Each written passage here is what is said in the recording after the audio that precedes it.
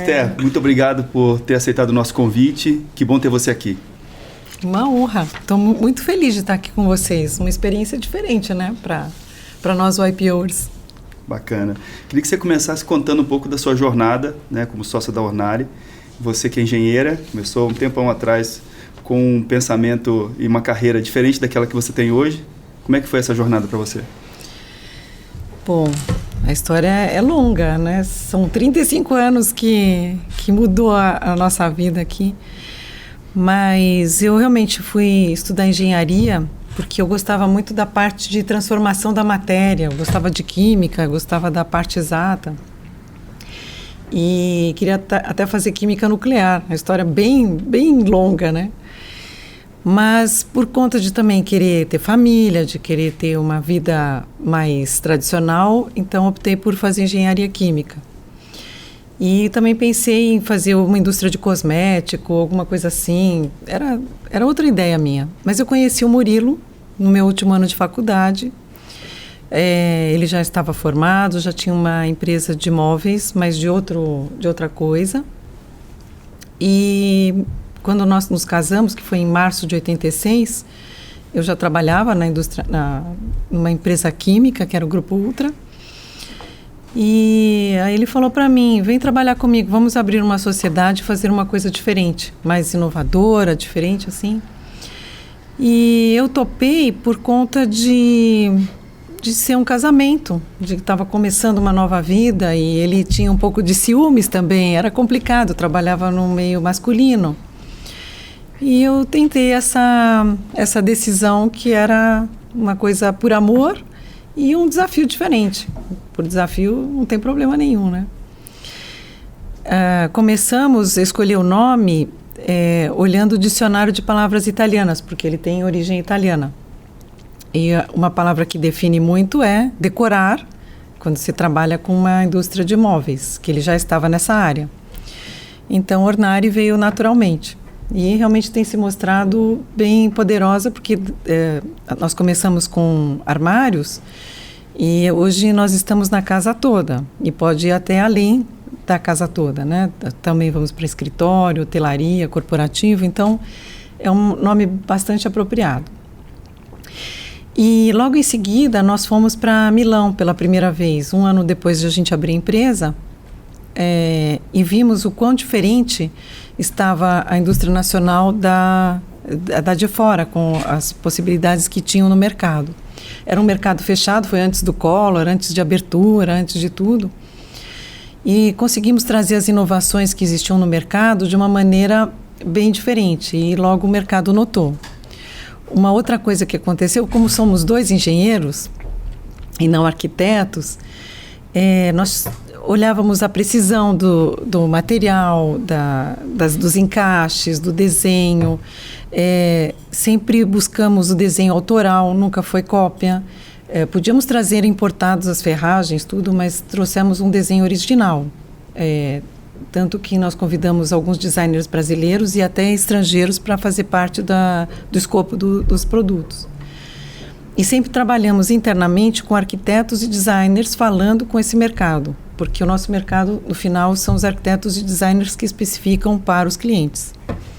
Então, desde o início, a missão, visão e valor se mantiveram, não foi mudado ao longo do tempo. Evoluiu o produto, evoluiu a condição, tudo, e os materiais, óbvio, mas por conta de todo o mercado evoluir. Mas o princípio é o mesmo, desde o início. Que bacana. Deu para contar um pouquinho? Assim? Sim, não, claro. Uhum. E então, assim, passado esse tempo, você falou um pouco sobre buscar referências fora do Brasil e vocês acabaram na jornada se tornando também uma empresa internacional. Sim. Com showrooms fora do Brasil e em outros países. Eu queria que você contasse um pouco dessa etapa, como é que foi esse processo de decisão e como é que vocês estão hoje. Então, eu tenho que começar um pouquinho antes, porque somos dois workaholics também, né? Ninguém aqui rejeita trabalho, a gente gosta muito de trabalhar. E eu fui também, tendo os filhos, né? Temos 2 filhos, ao longo do tempo de trabalho e eles tiveram que enfrentar pais que ficavam o tempo todo no trabalho.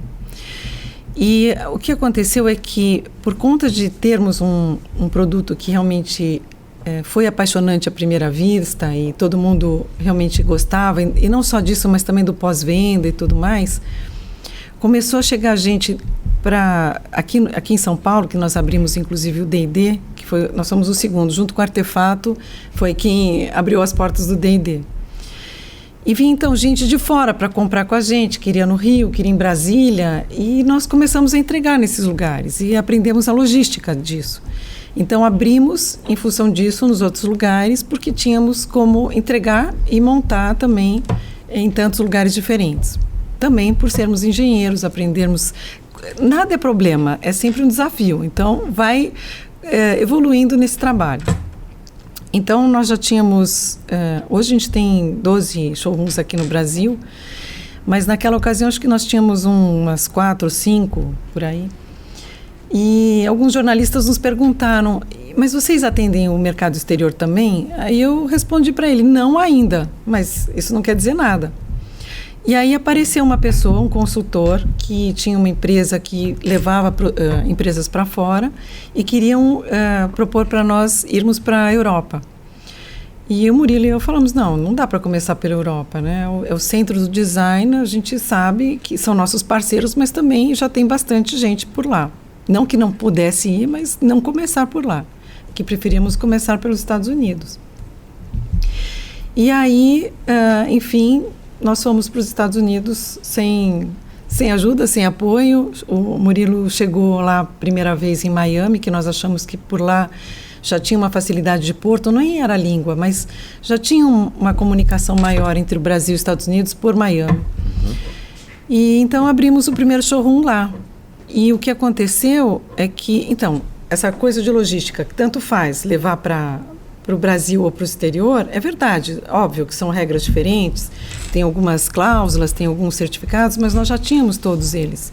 Então não era esse o problema, o que tem que ter o selo FSC, tem que ter declarações internacionais, enfim, mas era tudo tranquilo. E o que eu fiz foi me dividir entre o mercado Brasil e Estados Unidos. Eu fiquei vivendo uma vida dupla. Cada 15 dias eu ficava lá e cá. Como muitos empresários também fazem isso para levar a cultura, né? O Murilo ficava, meus filhos também. Não tinha internet ainda naquela época, como é hoje, de você fazer o áudio e vídeo e tal. Com essa facilidade que a gente tem. Nossa, era complicado. Eu tinha que estar no computador para ver e-mail, não era assim. Mas, enfim, deu tudo certo e depois de 2 anos já estava bem consolidado e eu parei de ir tão frequentemente. E aí por diante, aí nós abrimos, nem lembro mais, depois de Miami foi Dallas, Houston, Los Angeles, Nova York. Agora acabamos de abrir em Hamptons, que é perto de Nova York. Vamos abrir também nesses 2 próximos meses Brooklyn, Connecticut, que são regiões perto de Nova York, e Dubai, que é do outro lado. Legal. Que vai ser bem interessante, tá? Estamos na Expo Dubai, inclusive. O João Dória foi nos visitar com os óculos virtuais lá. Aproveitando o gancho, Esther, até do tema internacionalização, muita gente tem o desejo, muito empresário, empreendedor tem o desejo de ter esse passo, de começar alguma coisa fora ou expandir a própria empresa daqui para lá. Essa decisão nasceu com você e com o Murilo em virtude de uma oportunidade enxergada ou em virtude de querer ter algo em moeda forte ou por curiosidade, desafio? Como que nasceu isso? Inclusive, quando a gente fala que sou eu e o Murilo, não somos só nós, né? Nós temos uma equipe muito bacana e, inclusive, eu digo que as pessoas que trabalham na nossa casa também são tão importantes quanto as de fora, quanto dentro da fábrica, porque se eu não tivesse essa estrutura interna, eu não conseguiria estar onde eu vou, né? Não poderia ter ficado 15 dias por mês fora de casa.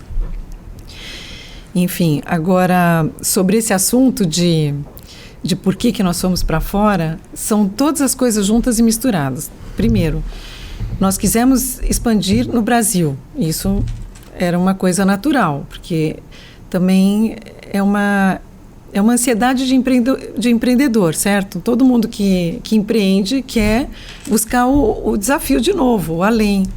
Então, primeiro o Murilo falava assim, eu queria ter 10 lojas. Aí eu falava, eu não sei quantas lojas, acho que a gente vai onde puder. Então era assim, era uma troca de vontades.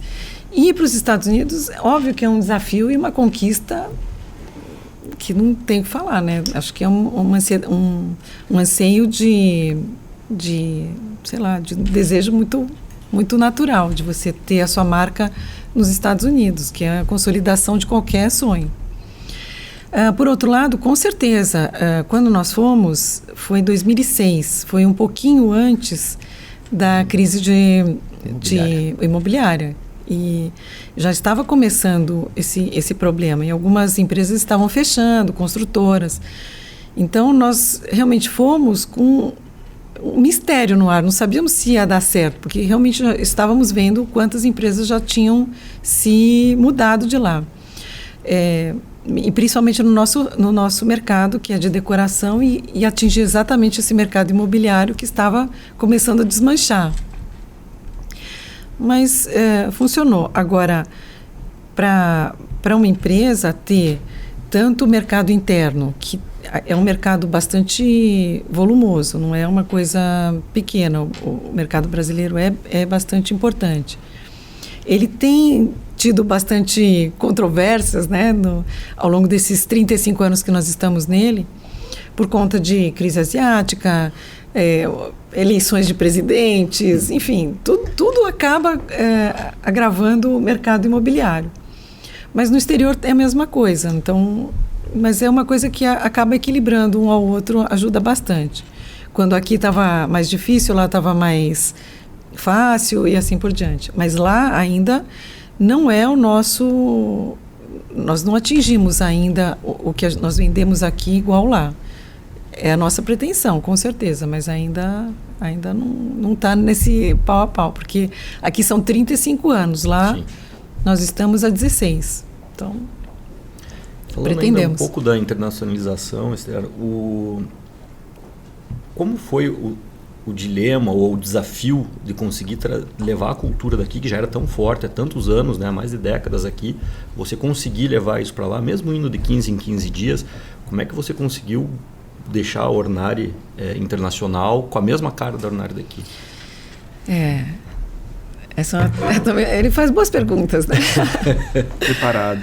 Está preparado. Também é uma pergunta que acho que pode inspirar todos os YPOers, né? Ideia. Como fazer isso?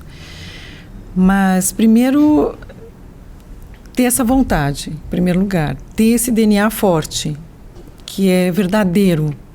Porque só você fazer isso por marketing também não leva a nada, porque ele evapora. A própria marca, para ela ser de verdade, ela tem que ter os princípios éticos, ter um bom produto, ter uma boa pós-venda. Tudo isso faz com que a marca se fortaleça. Você só ter um bom anúncio na revista e no jornal não funciona. Da mesma maneira também em relação às equipes. A gente também foi buscar equipes, tanto brasileiros quanto moradores de cada local, que tivessem a ver com o nosso DNA, que tivessem essa vontade de atender, que gostassem do público, não adianta ser só uma pessoa técnica. Só não, já é bastante coisa ser uma pessoa técnica, mas a gente precisa de uma pessoa técnica e que tenha talento em se comunicar. Eu lembro que há um tempo atrás, nós fizemos parte... A gente sempre faz parte de eventos beneficentes e ações beneficentes, ações sociais, terceiro setor. E participamos de um evento que era a Casa da Criança, com vários arquitetos, e nós doávamos materiais e armários e móveis para eles fazerem a decoração dessas casas. Seria como uma casa-cor, mas permanente. Então, cada arquiteto no lugar. E estava o João Mentano, o Brunetti, que vocês conhecem, mas isso há tanto tempo atrás, 20 anos atrás. E eles foram receber a Viviane Sena naquela ocasião. E um arquiteto ficou do meu lado e falou assim, mas por que eles estão lá e eu estou aqui? Sendo que eu também fiz um projeto bonito, digno, e eu não apareço. Eu falei, então, porque você está aqui do meu lado e não foi receber a Viviane Sena. Então, esse é o talento que precisa ter na nossa área, dentro da nossa empresa.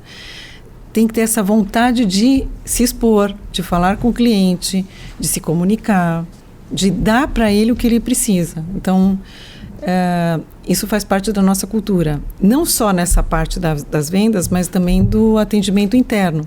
Tem que ser pessoas que têm coração, que têm sensibilidade, que não é só pegar no telefone e falar, estamos atendendo a partir das 8 horas, horário tal. Isso não cabe no nosso DNA.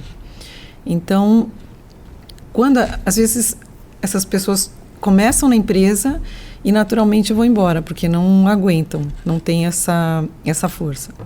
Então, é uma empresa que precisa ser apaixonado e continuar apaixonado. É por aí. Então, a cultura vem dessa parte, da gente ensinar isso, da gente querer isso dessas pessoas. Também a expectativa do nosso público, que é um público exigente. Óbvio que, às vezes, essas pessoas acabam dando errado e vão embora. Mas esse é o nosso princípio. Então, a cultura se faz por um showroom bonito, por pessoas bem intencionadas e que continuem fazendo dessa boa intenção a realidade.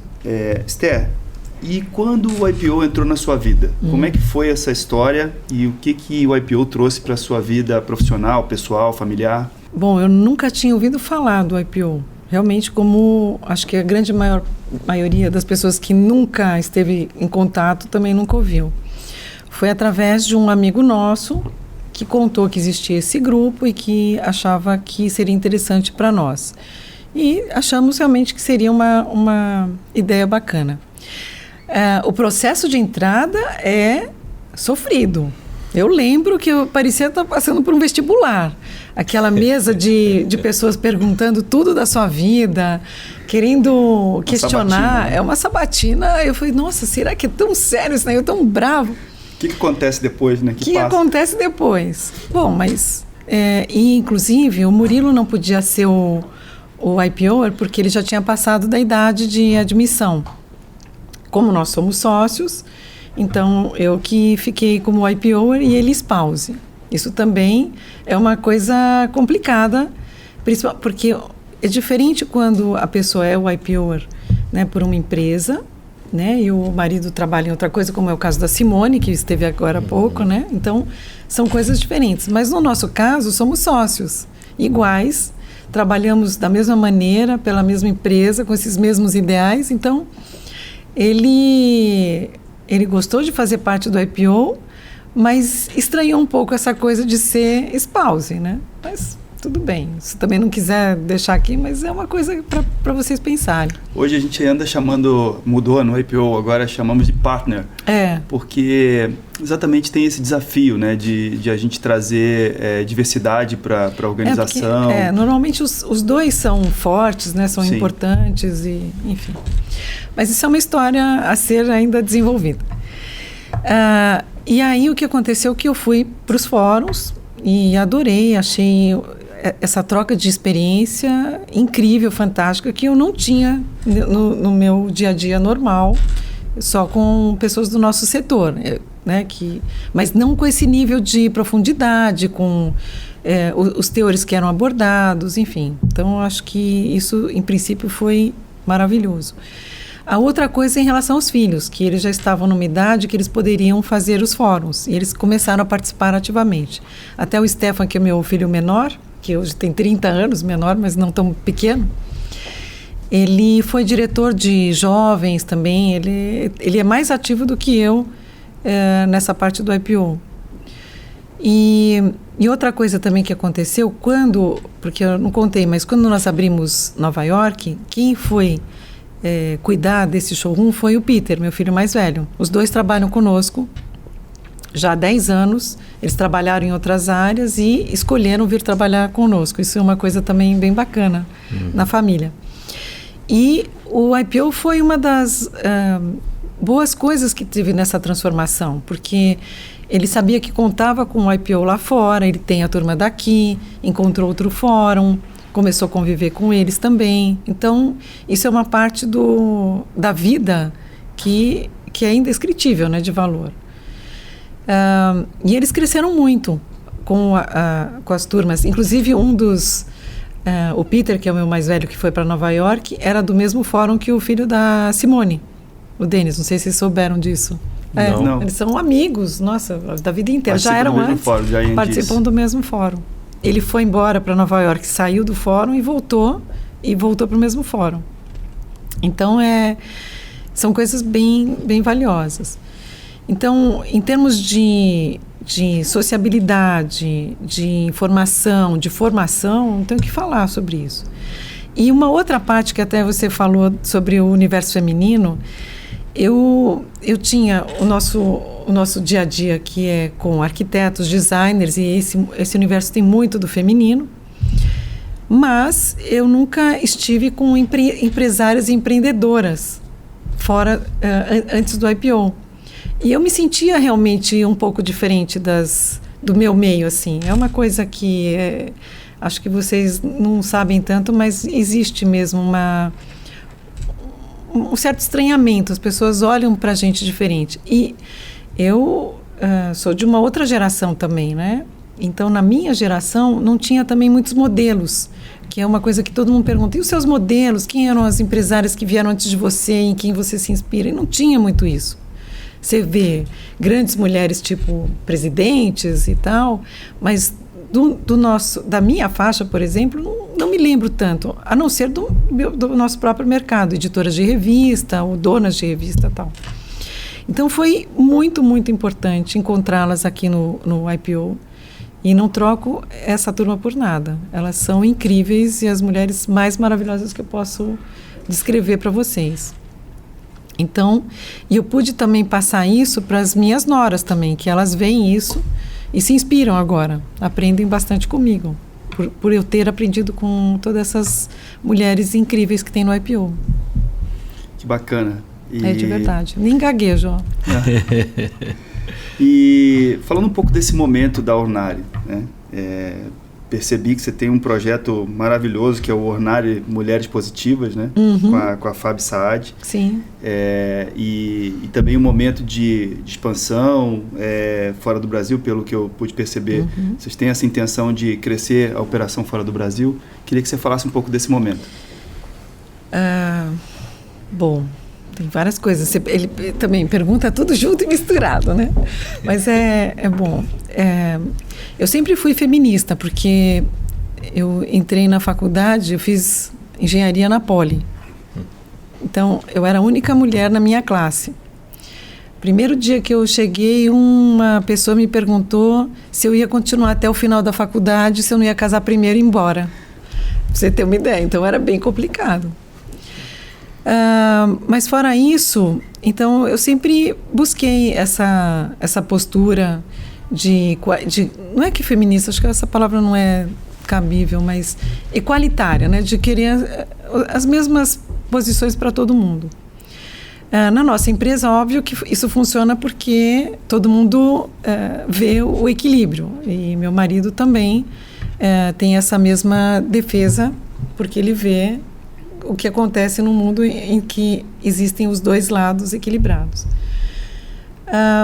Então, o que acontece é que eu tenho buscado isso em toda a nossa vida.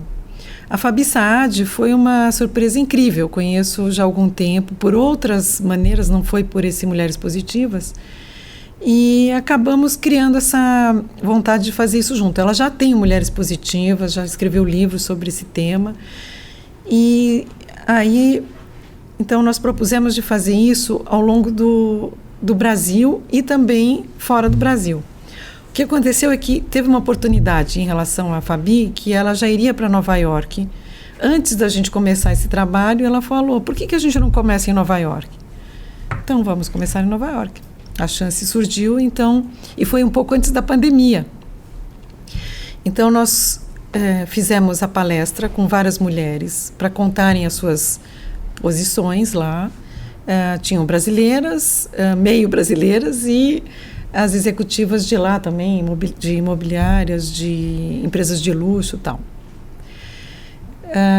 Foi inacreditável, mas vieram mais de 100 mulheres no nosso showroom, ao vivo, para ouvir essa entrevista, esse talk. Foi todo em inglês.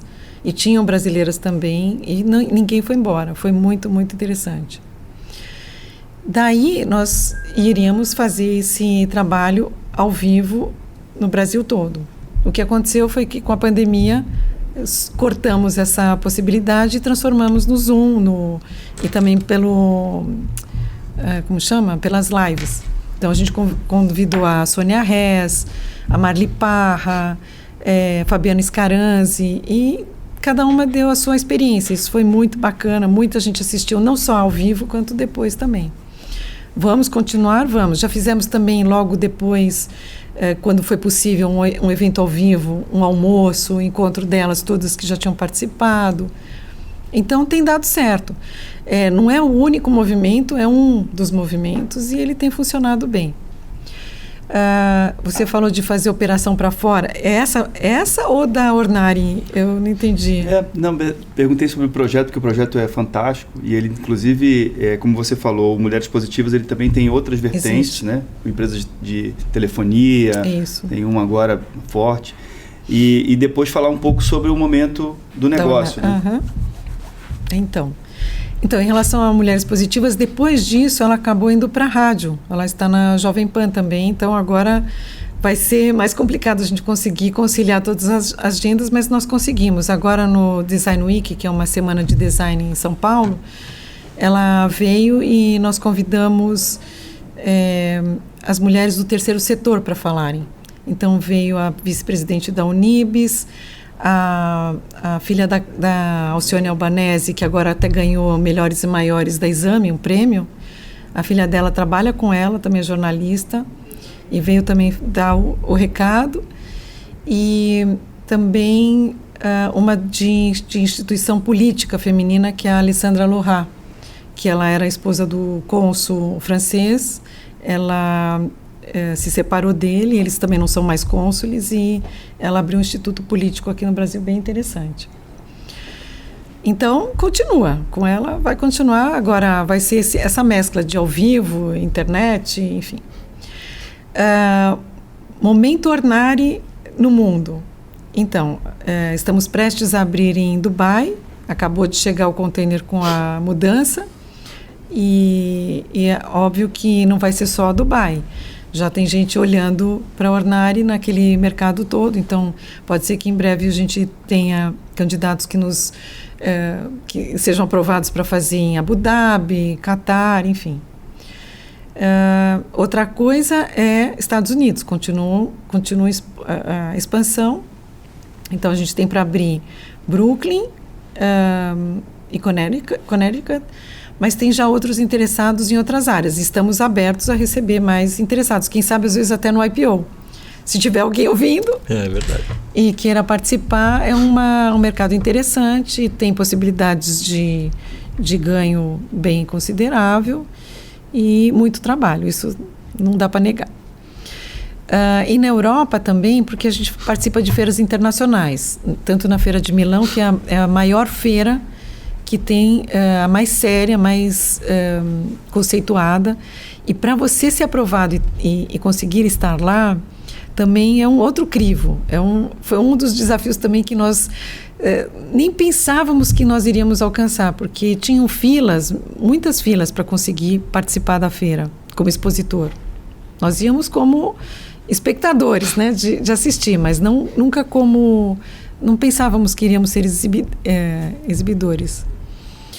Enfim, começamos em 2019 e com isso nós vimos o interesse de muitas empresas e investidores de quererem estar conosco.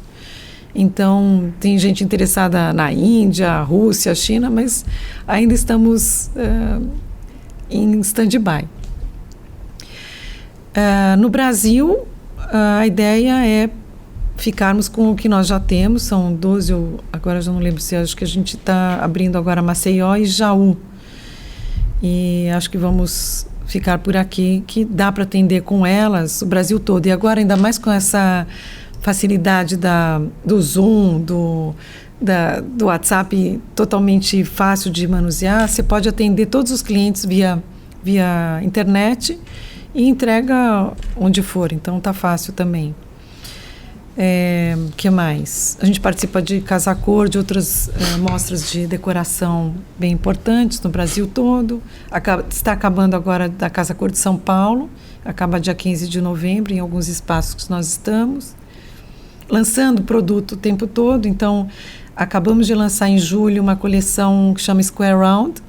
Ela é muito especial, teve uma aceitação muito grande, acho que foi muito de encontro àquela história do inconsciente coletivo. Nós começamos a produzir em 2019 até evoluir com essa linha, e ela é toda arredondada, uma delas. E é agora que está na crista da onda, o orgânico, né? Sem pontas, enfim. E com 2 designers femininas, mulheres, a Vivian Kozer e a Patrícia Martinez, e o Ricardo Belo Dias, que é o nosso diretor de arte também, que ele é um brasileiro que mora em Milão há mais de 30 anos. Vamos lançar novos produtos provavelmente para a próxima feira, que é em abril de 2022. Então, acho que é isso. E os filhos juntos que estão na sucessão e fazem parte da diretoria executiva. Temos que fazer logo Nós temos um trabalho já de governança, mas ainda não oficializado. Mas é isso. Esther, deixa eu trazer para a nossa conversa aqui um pouco de futurologia. O mercado imobiliário, em geral, tem acompanhado uma tendência de compartilhar muitas coisas. Fora do Brasil e até no Brasil, a gente já tem algumas empresas trabalhando a parte de compartilhamento de residências, principalmente de segunda moradia. E essa tendência tem vindo para a primeira moradia, daí não como compartilhamento, mas como locação. Locações mais de longo prazo, onde você aluga aquela tua casa completamente pronta para aquela tua fase de vida. Você sai dessa casa depois de um tempo para uma segunda fase de vida e tal. Como que vocês têm visto isso dentro da Ornari, pensando na tendência de que talvez o mobiliário passe a ser não mais uma relação B2C, mas passe a ser uma relação B2B? Vocês têm um olho nisso? Enfim. Isso já acontece, não é futuro não. Já está? Já. Legal. Mas como tudo, assim, tem os que vão querer ter a sua casa para si, como sonho, como realização. É a mesma coisa também que aconteceu com os carros. Tem aquele que o sonho dele é ter uma Mercedes, um BMW, um Jaguar, sei lá. E aquele que vai alugar ou vai chamar Uber. Tem gente que não quer mais carro e só anda de Uber. Então, existem todos os segmentos e a gente pode atender todos eles. Nesse mercado, praticamente, que é o atual, que é o de luxo, onde nós atingimos o nosso público, ele vai continuar existindo em todos os lugares do mundo e de uma maneira bem forte, cada vez mais forte, principalmente depois desses 2 últimos anos. Todo mundo sonha em ter sua casa, em ter o trabalho na sua casa, ter mais de uma cozinha, mais de um escritório, porque tem mais de um CPF, não, como chama? CNPJ dentro da casa. Então, a gente tem até pequenos espaços desenvolvidos para essas áreas que já estavam desenvolvidas antes da pandemia, mas elas vêm muito de acordo com isso. Então, para esse mercado, vai continuar tendo e nós estaremos presentes cada vez mais evoluídos. Essa outra parte, nós já fizemos, inclusive, antes também da pandemia, alguns empreendimentos, como era a V-House, de um grupo, de um fundo imobiliário que fez um prédio de long stay, e com esse intuito de que ele quer um lugar para morar bem por algum tempo, mas que de repente depois ele vai buscar outra identidade em outro lugar, outro país, enfim. E também é o mesmo produto, só que em projetos diferentes. O que vai mudar é o projeto, a forma de você instalar. Se é uma casa de 5.000 quartos, sei lá, ou os prédios como estão sendo feitos, tem o Vitacom, né, que faz também, e mais algumas outras, no Brasil todos já estão fazendo. E estamos sendo procurados e já efetivando vários negócios. Porque o que acontece também nesse trabalho é que não adianta você chamar uma empresa que seja mais econômica, mas ela vai te apresentar um produto menos durável. E quanto mais você tem rotatividade ou mais pessoas morando, você precisa de mais ainda de um produto durável, de qualidade, de sustentabilidade. Então, nesse trabalho a gente se encaixa melhor ainda, porque dura. Às vezes a gente fica triste, porque as pessoas chegam nas casas e falam: eu comprei uma casa que já tinha Ornari, então eu vou reformar tudo, menos os armários. Então, aí você fala: puxa vida, mas não tem uma chance de você mudar alguma coisa? Não, tá muito lindo, eu não vou trocar nada. Então, é a nossa força, por um lado, e a nossa fraqueza em alguns lugares. Mas nesse mercado tem sido uma força, e as pessoas as empresas têm nos procurado por isso, porque querem exatamente uma força, uma valorização, e até para o mercado, alguém que, como você, vai morar numa casa, num apartamento que é por um ano, que você ainda está solteiro e ainda vai casar, então você quer um apartamento mais confortável, mas você não quer abrir mão do seu conforto. Você não quer uma porta que empene, uma gaveta que não abra direito. Você quer todo esse conforto e que você ligue para a manutenção e que as pessoas venham se você quiser mudar alguma coisa de lugar. Então, estamos preparados. Se essa resposta... Legal. Dei? Muito boa. Esther, você como líder, queria saber quais são as áreas que você lidera dentro do seu negócio, como é que vocês dividem ali o dia a dia, e queria que você falasse um pouco do tipo de perfil de liderança que você acredita. Qual é a tua contribuição para aquelas pessoas que estão diretamente com você ali? Então, eu e o Murilo somos muito diferentes. E às vezes eu brinco que são duas empresas que trabalham juntas, porque ele é muito focado, muito objetivo, realizador, faz tudo que ele tem na cabeça, ele consegue fazer naquela hora. Eu sou...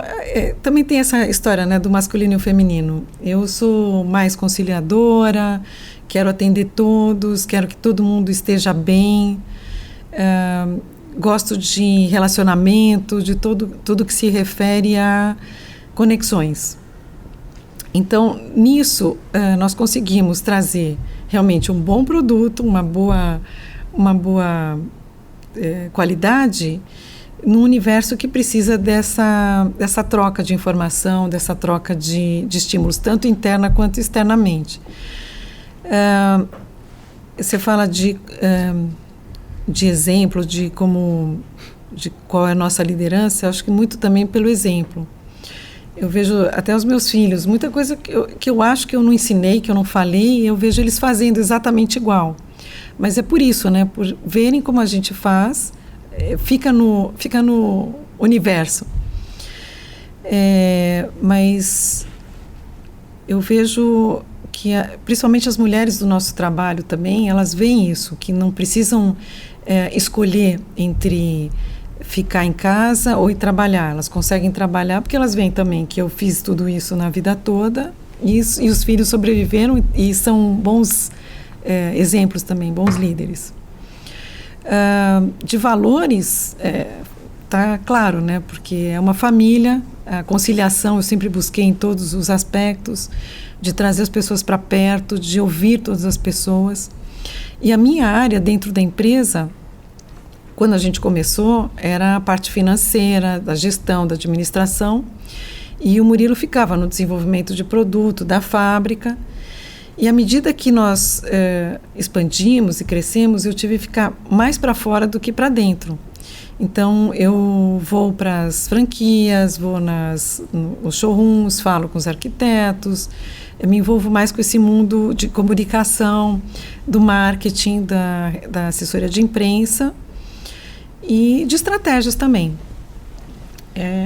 Acho que é isso que hoje em dia acontece. Esther, o que você, para se preparar para essas posições, além de entender do seu mercado, de estudar competidores, etc., que outras influências você carrega para te ajudar a liderar no dia a dia? Você busca leituras, você busca referências, como é que você se prepara para essa jornada?